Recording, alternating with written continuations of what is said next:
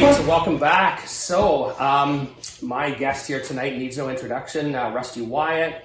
You know, if you've been around the boating community at all, you know Rusty. You knew Rusty before his latest venture even, but anyways, here's a small town guy that you know got picked up with a big team to race F1 boats at the highest level, and is 2 races in now, second in points, already has a win, and is making a big splash. So anyways, man, welcome. I'm stoked to have you. Yeah, thanks for having me, man. Thanks for having me.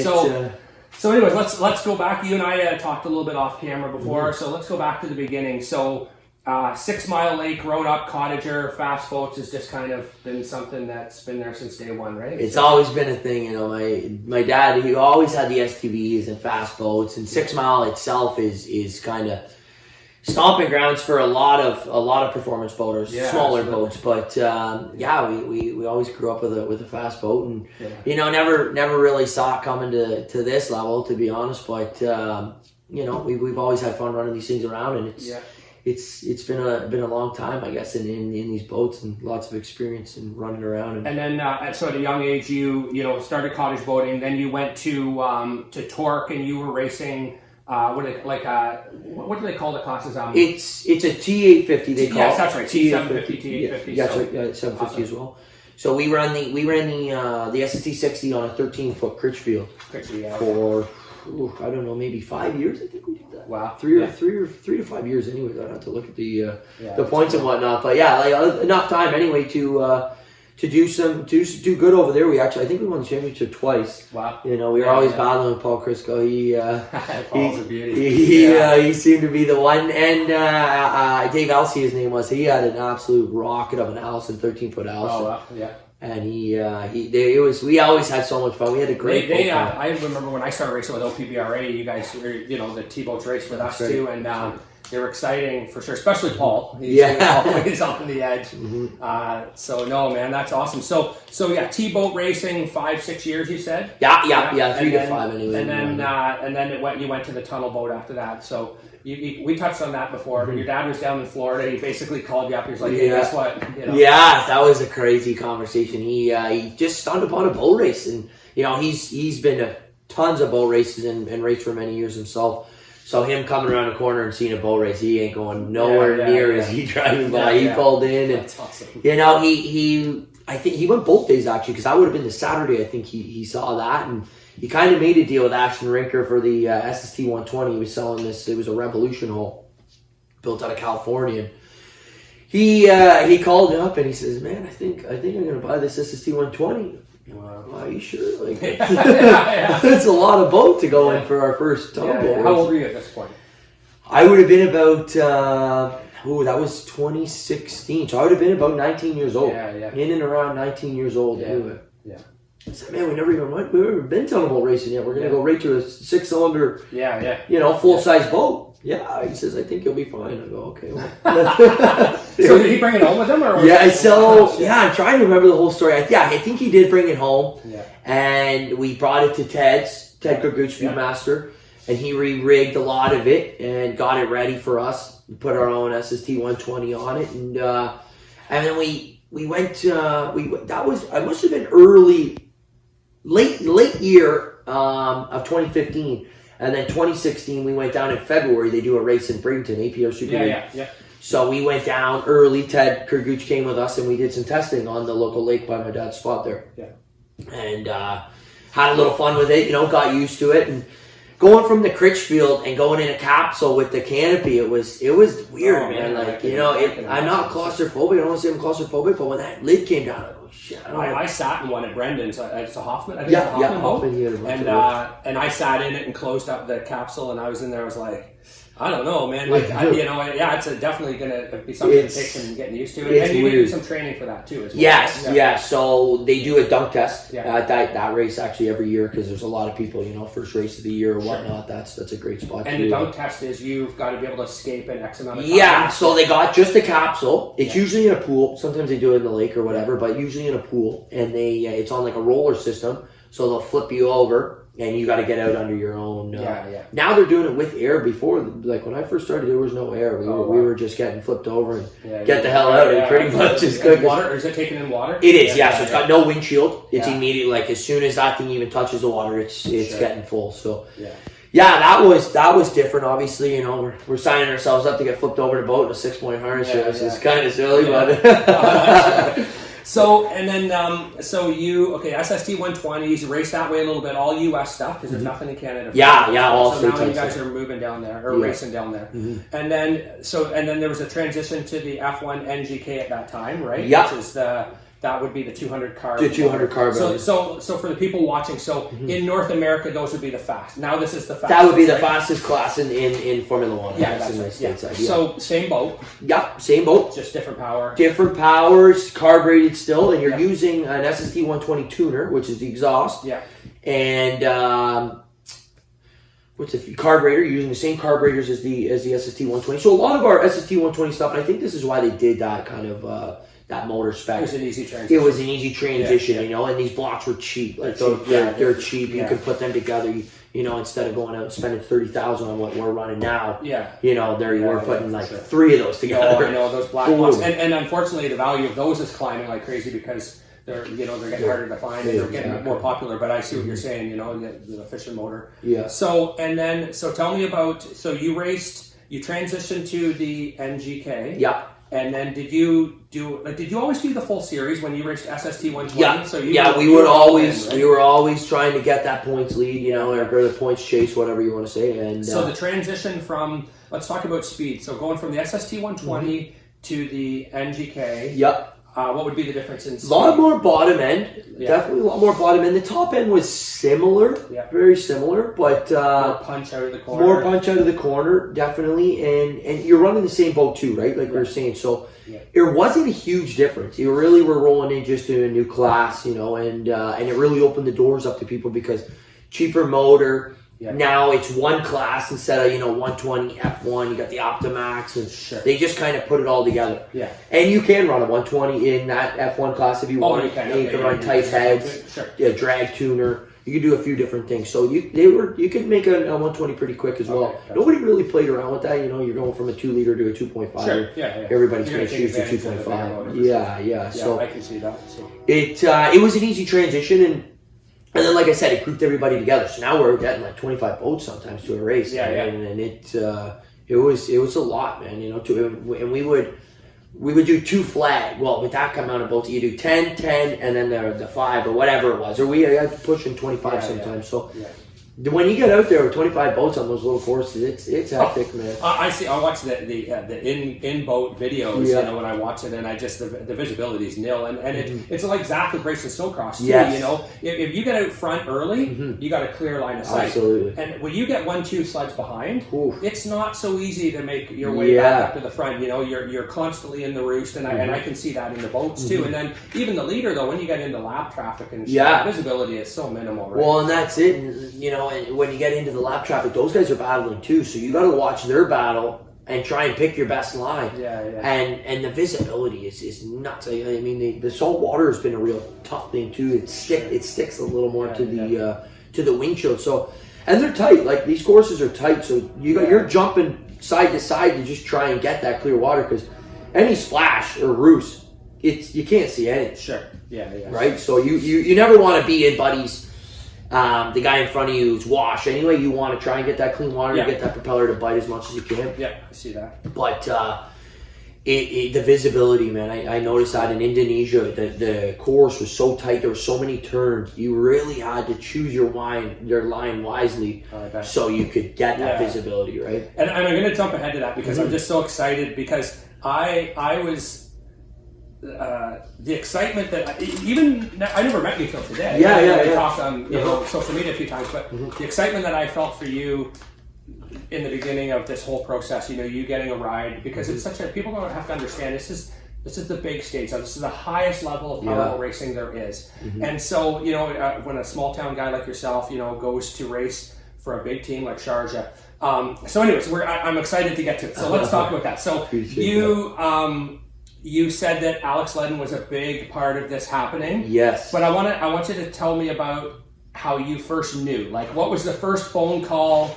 The feelings that you felt, like, I just need to know that. I think that's pretty bad because none of us ever get to experience that. Like that seat was a hot seat, right? This is a big team. Sharjah is a very developed team. These guys got the best of the best equipment. So there was a lot of people that wanted that seat. There's no doubt about that. But we were always been in Alex's ear for like the last 3 years. Alex, you got so many connections over there. Come on, let's get us a ride. Give us the opportunity. Like, that's always been our main goal to try and get over there. So. When Sharjah bought the team from Scott Gilman, now everything changed because now they want to do some switching and get maybe switch the drivers up or whatever. So Scott, thankfully he believed in us and gave us an opportunity over there. I had a meeting with him. It was not very prior to the Indonesia race. I think it was like a month and a half. It was not. We did not have much time to get this done. To get the super license, you got to do all your medicals. Yeah, we talked about that. The ECGs. Yeah. And actually, a funny thing we'll talk about that is I go to get my ECG test, and unfortunately, they did the wrong test on the ECG.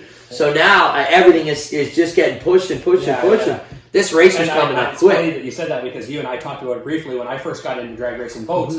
Coming from drag, like a motorcycle background, I had to have a license, competition license, and which required a medical and that sort of thing. So I remember when I started racing boats, and I said to Greg Keeling, I said, what do I do to get my license here? He's like, what fucking license? And I go, you guys have to have a license. And he's like, no. I go, you mean like nobody does? And like pro drag? Crazy. Nope, don't matter. And I was like, wow. Okay. So anyway, so when you told me that, I could. You've got the small window. So did you find out with a phone call, an email? Or? Yeah. So it started getting serious. Then we started talking, logistics and how is this all going to work. So then I had a Zoom call with Scott and Alex and my cousin Mark Major. We kind of were all working together on this. Sure. Alex was super involved too. Like he was pretty much just a foot in the door, but he was so involved. We got a great relationship with Alex. So it's very, very, very passionate about the racing, and we've worked together for many years. So he was the main guy for sure, and getting in with Scott was everything we needed because he's the team principal. Right. He's making the decisions. Yes, the Sharjah Marine Group got to do the final say, but he was really interested right away. He was actually going to come to Lake Havasu at the end of last year to come to one of our races in the U.S. Wasn't able to make it out and whatnot, but anyway, so I'm trying to remember exactly how it was confirmed that we were doing it, but I remember them I don't know if you remember this, but you and I were chatting on Instagram previous to this, and I just mentioned how are you guys getting ready for your upcoming season and stuff, and you said we got something really big in the works. I can't tell you about it right now, and I was like, that's super cool. And in my mind, I'm thinking you got a big ass sponsor or something. I never for a second thought that. And then I remember when I first read it, I was like, holy shit! Like I can't even wrap my head around. So. Anyway, so you as it goes, you get the ride, and you're scrambling around. You got to get your medical, your EKG. You've got a month to go over there. You've never driven that brand of boat. No, you've never driven anything with that kind of power. And so you show up in Indonesia. And talk about your test sessions going terribly wrong. It was not. It was definitely not ideal to start your career over there. We go out testing, and the boat sat in the sea can for 3 months, I think it was, and the salt water, the salt, everything, it's not climate controlled at all. So that boat is going through some time sitting and whatnot, and stuff corroding and stuff with the salt, like I say. So when we got the boat, everything seemed to be working well. We were running it on the test wheel, everything was fine. And then I went out, and it was running great for like 5 laps. And then we had some major issues. We couldn't figure it out. They were changing coils. And you said earlier, so you had 5 good laps. So you knew what it felt like. Thankfully, so then you could feel something was wrong. Because like you say, I've never been in a boat like that with that power. So I mean, yes, I could tell that when it went down on 5. Yeah, we know that. But good thing I was able to get a good 5 laps right away. Okay, this is what this is going to be like. Not just defeated right away. You know what I mean? So. We were able to do those 5 laps and then came in, I think, for pot change or something like that, and then went back out, and the boat was never the same. We were running 5 cylinders and whatnot, kicking in and out. Their chains are coming. And you've got a timed practice, right? Yes, an hour and a half. You had an hour and a half total. Total, all in one, no breaks. 2/3 of it you spent trying to. Yeah. So the testing, we never really got a full test session. Yeah. Right? You know, it was tough. We were battling the gremlins the whole time. So yeah. That was tough going into qualifying, and I don't even have much time in this boat. You know, I ran it around. Some problems in qualifying too. Did you? So going into qualifying, they actually went to the backup engine, so we got that figured out. Everything was good. We put it on the test wheel in between the practice and the qualifying, and everything was showing well. So we go qualifying, same thing, spin a couple laps, everything was good, and then all of a sudden it's dying off down the straightaway. It almost felt like it was locking up, seizing. So I turned it off. I was in the race line, so thankfully they went yellow. I was able to get towed into the dock. Yeah. And they craned me out, and I'm like, I smell fuel. Guys. Blah, blah, blah. I smell fuel. Check that. I think that might be the issue. Maybe we blew it up. I'm not 100% sure, but I smell fuel. We take the cowling off, and there's gas everywhere. Gas all in the pan. The boat's got gas. Fire, right? No kidding. We got really lucky we didn't catch fire. So, and they actually, in the pan, they have this system. I've never seen one go off, but it's like a little fire extinguisher inside the pan. Yeah. So that, that's good. Yeah, you need that kind of stuff. Yeah. But in this situation, that was huge to have something like that. Thankfully, we didn't need it. But if something did happen, there was some kind of fire system. Fire suppression. Anyway, so they fixed it. It was actually like a fuel line split. So now everybody's cleaning up the fuel. We're pouring water on stuff and getting all this fuel out of the boat while a guy is fixing this fuel line. Yeah. So that fixed it all. We get back in the water. I think it's a time session, right? I think it's 15 or 20 minutes each session. 15 minutes, I think it was. And we get back out. There's like 7 minutes left. They got the boat fixed so quickly. I get back in it, blah, blah, blah. And spin one lap and put it on the pole. On the pole. Like, holy moly. Yeah, it was, so it takes a second for the lap times to get updated to the screen. Every team's got a screen in their booth. So this is Q1. This is Q1. You're the pole position. Yeah. And then so you did by time Q. Did you get 2 qualifiers or 3? You get 3. So you by time start 3, with 20. Yeah, you had dropped to third. Correct? To third. Yeah. So, but in Q1, you're the fastest boat. Fastest boat. First set, first qualifier. It was nuts. I did not expect that, to be honest. And so you were telling me that, earlier, they're in your set, right? Yeah. The team's like losing their shit. Yeah, they are. Because we were dead last, right? We were dead last, and I cross the finish line. I get on the radio, because then I blow by that corner. Now you're just gonna go do a cool down lap, whatever. And they're like, "Oh, you just qualified pole, blah blah blah." So now I just stayed out there, and you shut the boat off. You just kind of hang out. You don't need to do any more laps, obviously, right? You only need to be in the top 12 to make the second session. So that was incredible. That's incredible. I didn't think. So from there, moving forward, it went pretty good. So, and I remember I was telling you there earlier, because of the time change, I think it was midnight or 1 o'clock in the morning, and I didn't watch the live feed because I guess I probably just went to bed. Yeah. But I remember getting up in the morning. The first thing I do, obviously, is grab my phone and I open it up, and I'm like, I think I read it like 3 times, and I was like, fucking wait. You won. Crazy. So, because I'm thinking to myself, you're on a brand new team in a brand new boat in a different continent of the world, and you're now the fastest guy in F1 boat racing. Like, it's just, to me, it really, because I had to process it. Yeah. You've been around a lot of racing. I'm so proud of you, and I'm just like, and social media, like I mean, all the boat groups around here were blowing up, and I mean. For you, I can't. So, and then the first thing I did is went to find the race. Yep. And watched it, and I'm going to let you commentary on it because you're better than I. But up until the last lap, you're in third place. Yeah. And you literally win the race in half a lap. Oh, crazy! It's definitely, we weren't going down there to win the race. Obviously, right? Your first race, I want to go down there and gain respect from all the other drivers. Get a relationship with the Sharjah Gilman group, and just try and get through the weekend. You know what I mean? And that wasn't the goal, but everything was working. We qualified third. We get off the dock third. We're running around the course pretty well the whole time. Within like 3 to 4 boat lengths, Stark was ahead of me, and ahead of him was Jonas. Yeah, and he was in and around the same thing, 3 to 4 boat lengths. So we were kind of all just battling. There's a lot of lap traffic. There was a couple mistakes. Stark skipped out twice. I Got real tight with him twice, but not enough to get that pass. So we were battling quite a bit for that whole race. And, you know, about, I'm going to say 10 laps to go, maybe 7 laps to go. I said, you know what, we're not in that shooting spot, or that shooting position to be able to make that pass. I said, I better take it easy here. Yeah. We're in third. Yeah. Great weekend. You know, great Far weekend. Better than you anticipated. Exactly. Yeah. So I was kind of, you know, let's just finish this race. Not make a stupid mistake, skip out, you know, Garrett goes fourth or so, whatever, right? Yeah. So about 7 to go, I did that, and then we were creeping up towards the end of the race, like maybe 3 laps to go, and I see Jonas, like we were catching Jonas like crazy. Yeah.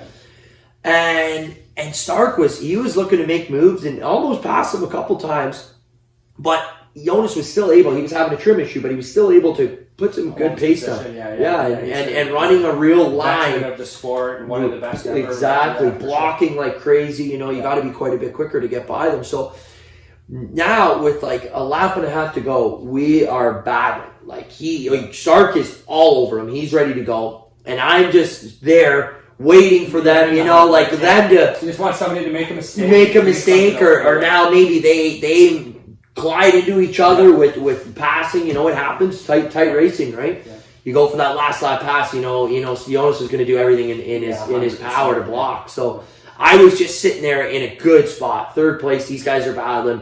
I'm keeping my eye open. I'm trying to get as close as I can, and try and grab Jonas for sure with Stark. You know, clearly he's having a problem. We have way more power now because you know he's like I said, he's clearly having an issue. So I'm looking for this pass. I'm more focused on this pass to go with. Whatever Stark does, I'm going to try and match it to try and get around Jonas. Yeah. So Jonas was blocking the inside lane like crazy. So the outside lane was definitely the lane we wanted to be at. So I was outside lane, you know, because Stark's there and now I'm here. Yeah. So last lap, last corner. And you're on the and it's about to happen. Yeah. Like Stark's getting him for sure. He's got the run. He's got all the lanes. He's good. There's no lap boats in the way. So Jonas is on the buoy, Stark's on the outside, and I was on the outside of him, and man, I don't know, I just held it wide open around that outside. I tried not to scrub any speed. I'm like floating the turn as light as possible, not scrubbing the speed and like turning the boat. And, man, my vision, because Stark was in front of me with his spray and whatnot, you can't see nothing, right? Yeah. So I'm like ducking, got my head like leaned up on the right side of the capsule, trying to get just that little bit of clear glass that I got in the boat, and it started getting more clear and more clear. Now I'm right side by side with him, and then I pass him, and I don't really know where exactly that start finish line was, so I didn't know right away if we got him. Sure, yeah. But I'll tell you, I knew within about a 1/100th of a second, my radio was blowing up. That's so badass. Yeah, it was absolutely incredible. So I want to touch on from there back to the pit. Like I mean, you must the high.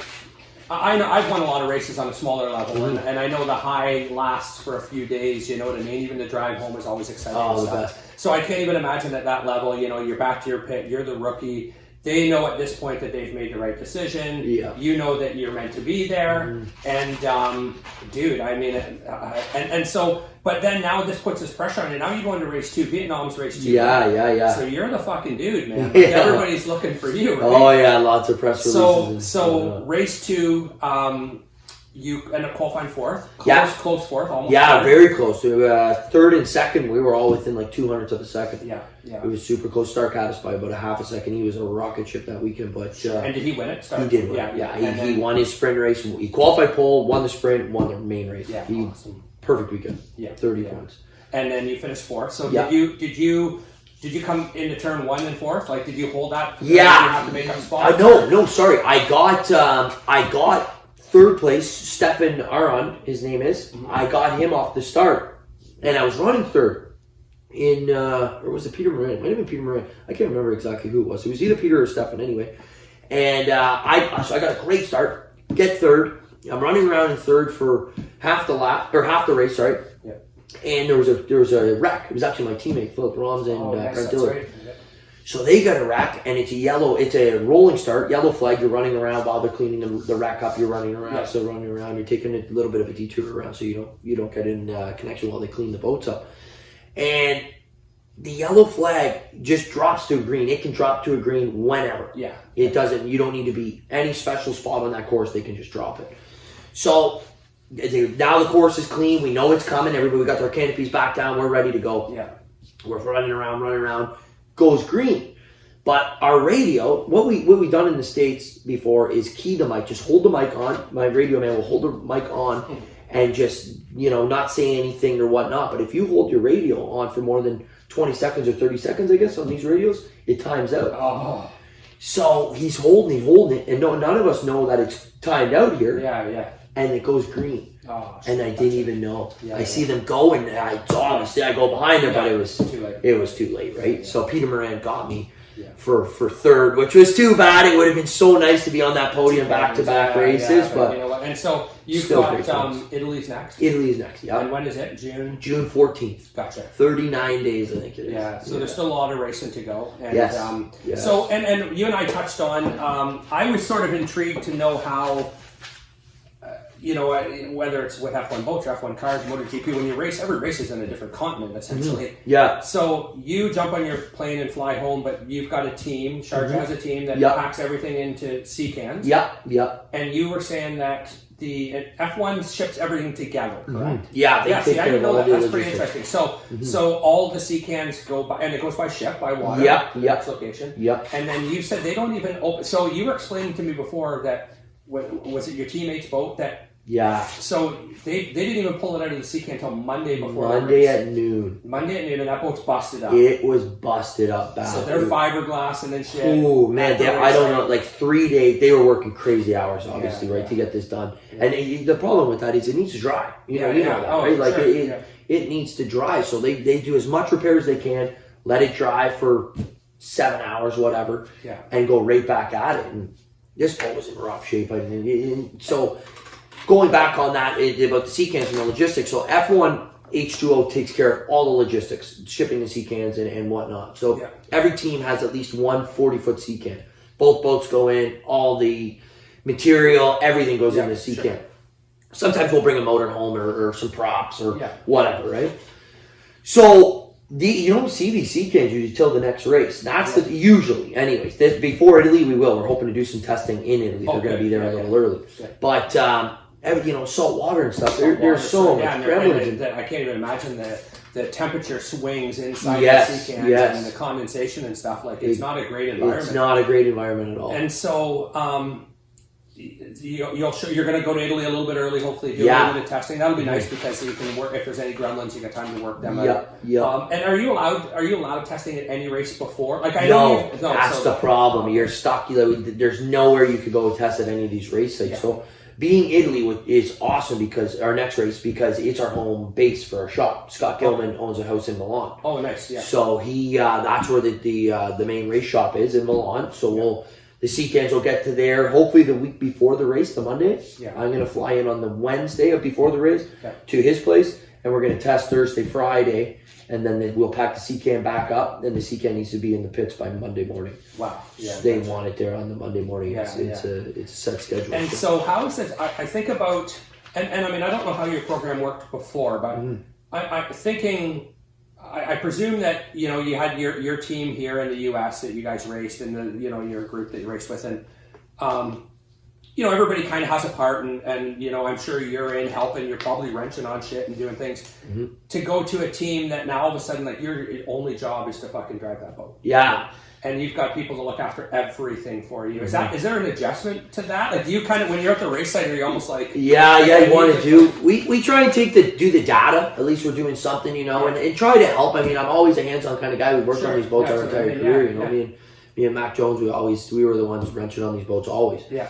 So I know quite a bit about them. So to just sit back and hang out, it's a little bit odd, right? But these guys they gel so well together. They've been working in that level of racing for a really long time. They've been on a couple different teams before as well. Victory team with Giorgio, and I think the other two guys as well, Eugene and Claudio. They were on the Victory team as well with you. So they've been around the top tiers of teams. So and it must be a fine oiled machine to watch, right? Like everybody knows their spot. They know their location, exactly what to work on. They try and break it up. These two guys will do boat stuff. One guy will do motor stuff. It's pretty much three guys on the boat at all times. So it's different to kind of the days you're sitting around a lot, waiting for the races, and these guys are working real hard to get, they're always doing something. There's always seems to be something to do, just upkeep and whatnot, making sure everything's running proper and whatnot. So it's definitely different to just show up and the boat be ready to go. And you've always done it on a little bit smaller level where you're so hands-on and everybody's doing their part to try and make it all happen, and then to go to that level, and you got some good people behind you, man, to support. I mean, I know the guys at Speedmaster have been just A1. And that's I want you to talk about the ones that, I mean, obviously there's so many people to thank. I don't want to forget that. So, for sure. I mean, like I want to hear, so let's hear who you got to thank. So, right from day one, So we always work with Speedmaster. Ted Griguch, he was a huge part of all this. Yeah. He when we brought the SST 120 back when my dad bought it over there, we went straight to Speedmaster shop and he re-rigged it and whatnot, and he was a huge part of our career. There's no doubt about that, and got us going and started. So he was huge, and back in the day with the SST 160 stuff too, like Paul Crisco, he was always helping us. He was huge. Paul's a great dude. He's awesome, and then I work a lot with Andrew and Jeffrey Griguch now. Yeah, they're great. Right, unfortunately. And you know what? I want to add this because I never ever got to meet Ted Griguch. No. And I'm saddened by that. Yeah. Because I came into the sport late, and he was ill, and then he had passed, and so I never ever met the guy, but he's a legend, and and I've got to meet Jeffrey and Andrew a bit when we talked, quite a bit, and I say quite a bit, and they're great guys, very brilliant, they're brilliant, and passionate, and we've talked motorcycles a little bit and stuff too, so just a fantastic group, absolutely. Like Andrew does a lot of our data too. He helps us. He is super good with the aims, very, very good. And Jeffrey's right involved as well. They're keeping Speedmaster really rolling over there. They're quite busy and whatnot. So those two have been amazing with us this year. We got the sticker on the boat, and they've been supporting it big time. So I'm really glad they're still involved. And I've always loved the relationship with those guys. It's been. They're brilliant, like you say. Those two kids are they're not kids, but I mean, geez, we've known each other for so long. It feels that way. But so those guys huge, and my cousin Mark Major, he's been a huge part of this whole deal, right? We ran his boat in 19, but my dad's deal and him and Ted Griguch, we kind of all just teamed up and made one big team, which is so cool. That was like one of the most fun years I've ever had boat racing because we were always doing good, so that makes it all fun.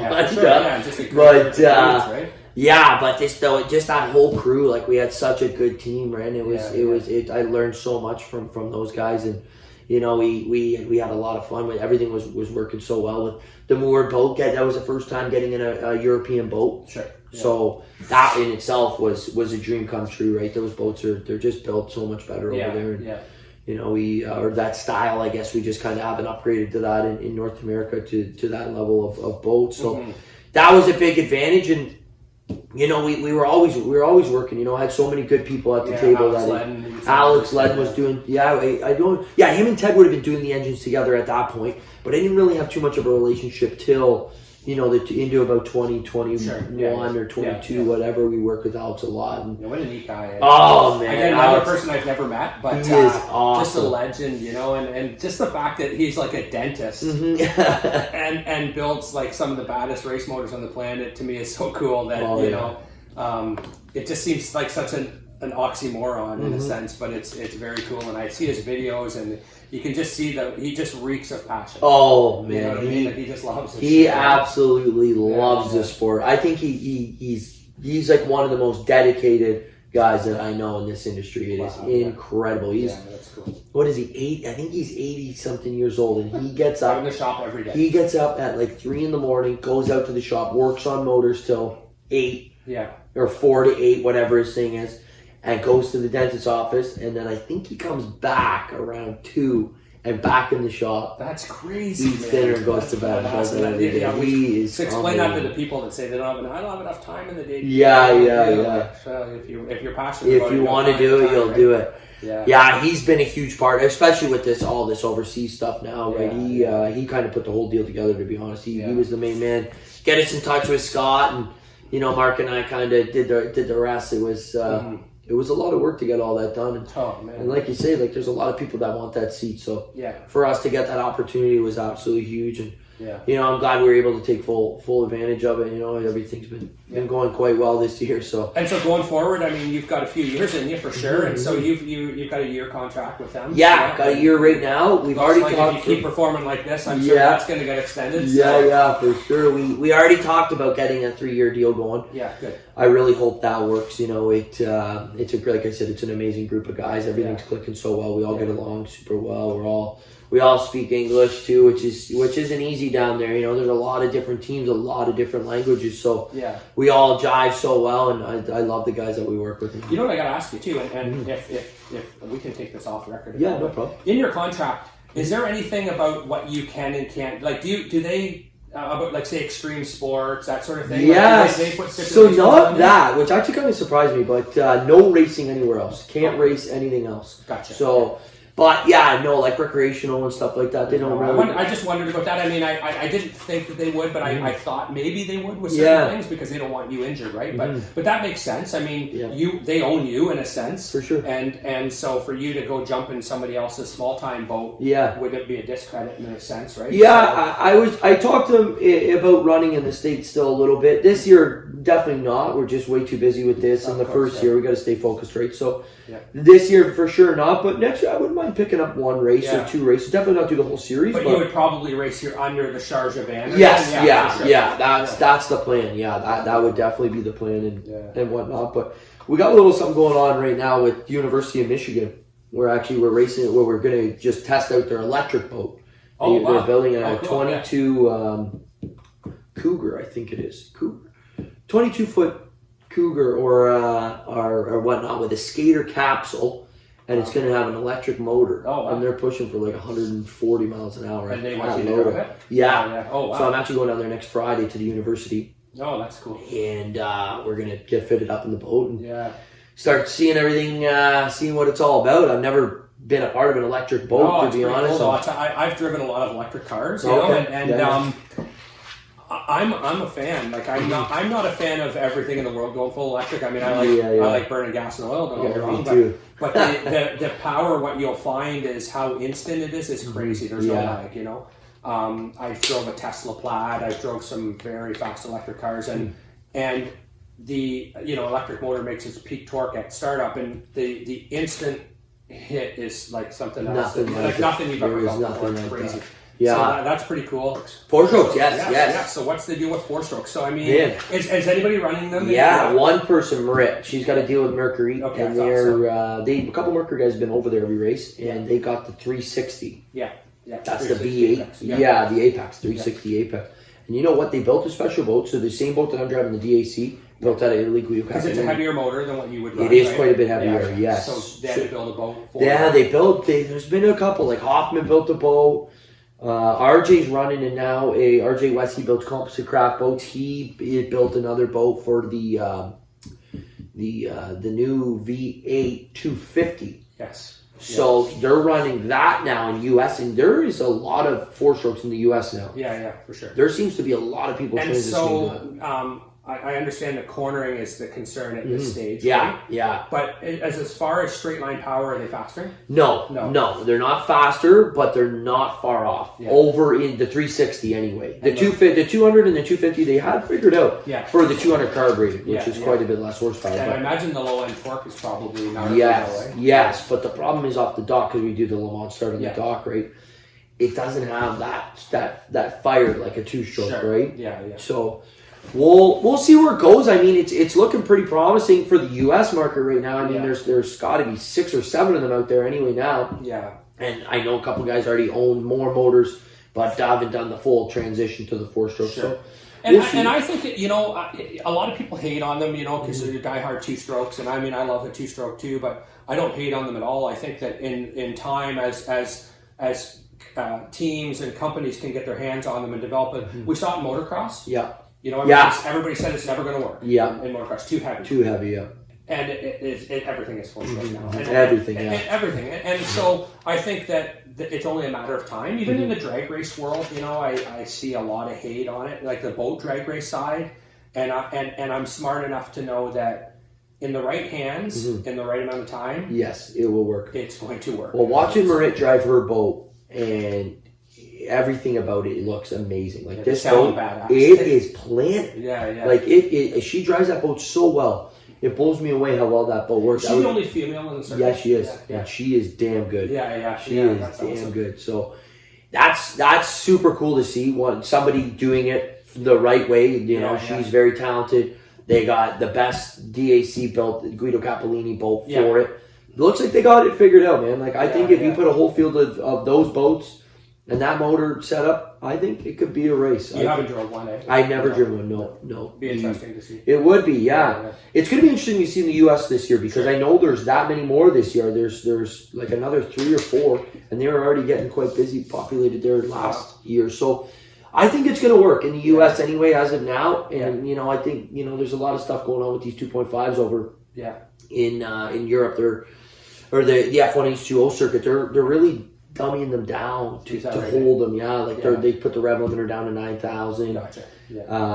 They're running a bunch of different stuff now to try and keep the motors together, right? Because you know they're a 2-stroke, 100%. huge horsepower motor, and you know the stuff's been around a long time. The blocks are old. You know everything's old. The cranks are old, and you know, luckily for companies like Powers and stuff that are, you know, they're keeping it alive, building products to allow you guys to carry on with them. You know, I think that's super cool. But man, no, that's awesome. So we, you know, I was just excited to talk about that because, man, I've been wanting to ask you those questions all along because I've been so excited for you. But so going into Italy, you're super stoked. You're going to get down there early, do a little bit of testing. And you were saying and your final race of the year is Sharjah. So that's the big one. I'm really looking forward to that. And like I said, I haven't met any of the Sharjah Marine group.